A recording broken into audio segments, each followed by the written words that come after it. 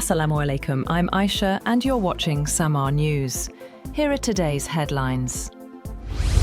Iran's Revolutionary Guards have said that they will not allow 1 litre of oil to be shipped from the Middle East if US and Israeli attacks continue. The group said it would not allow any oil to leave the region if attacks from the United States and Israel continue. Trump warned that US attacks could rise sharply if Iran sought to block tanker traffic through the Strait of Hormuz. A spokesperson said they are the ones who will determine the end of the war, describing Trump's comments as nonsense. In response, US President Donald Trump has warned that the United States would respond with 20 times more severe force if Iran attempts to block the strategically vital Strait of Hormuz. Trump said that in such a scenario, the US would target Iran so decisively that the country would be unable to recover. He said there would be death, fire and wrath across Iran, adding that he prayed it did not come to that. The president described the strait as a lifeline for countries like China and others, calling any obstruction a gift to global shipping if used responsibly. Russian President Vladimir Putin has said that the war involving Iran has triggered a global energy crisis, warning that the oil supplies moving through the Strait of Hormuz could soon halt if tensions escalate. In a meeting with Russian officials, Putin said his government is ready to resume long-term energy cooperation with Europe if partners are willing, stipulating that Russia needs stability and reliability in return. Meanwhile, President Trump says he has not decided whether to send troops into Iran to secure highly enriched uranium. In an interview, Trump said Washington was nowhere near making that decision, despite reported discussions with Israel. Separately, Trump is reviewing options to curb rising oil prices after the war involving Iran pushed crude above $100 a barrel. According to a report, American officials are discussing a joint release of strategic oil reserves with Group of 7 countries.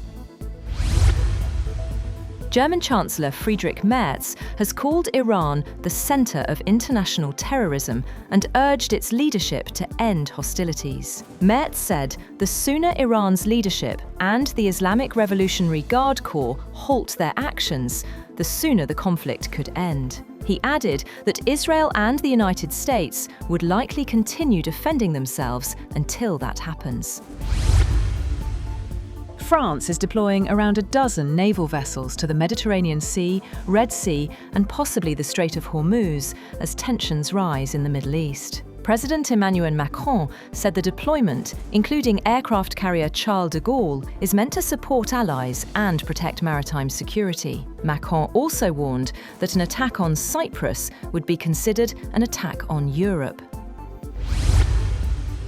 Negotiations aimed at advancing US President Donald Trump's plan to end the war in Gaza Strip have been paused since last week after the United States and Israel launched joint strikes on Iran, triggering a wider conflict in the Middle East. The halt in talks threatens to delay implementation of Trump's key Middle East peace initiative. One source involved in the work of Trump's Board of Peace initiative described the delay as temporary and relatively minor, caused mainly by flight disruptions that prevented mediators and representatives from travelling across the region. Many of the negotiations have traditionally taken place in Cairo. On the other hand, Turkey has deployed 6 F-16 Fighting Falcon fighter jets and air defence systems to northern Cyprus, citing regional tensions linked to the war involving Iran. Ankara said the move aims to strengthen the security of the Turkish Cypriot community and warned additional measures could follow. The deployment comes days after a drone strike hit the RAF Akrotiri base on Cyprus, reportedly linked to Hezbollah. That's all for now. For more updates, visit www.samaa.tv. Thank you for watching SAMAA News.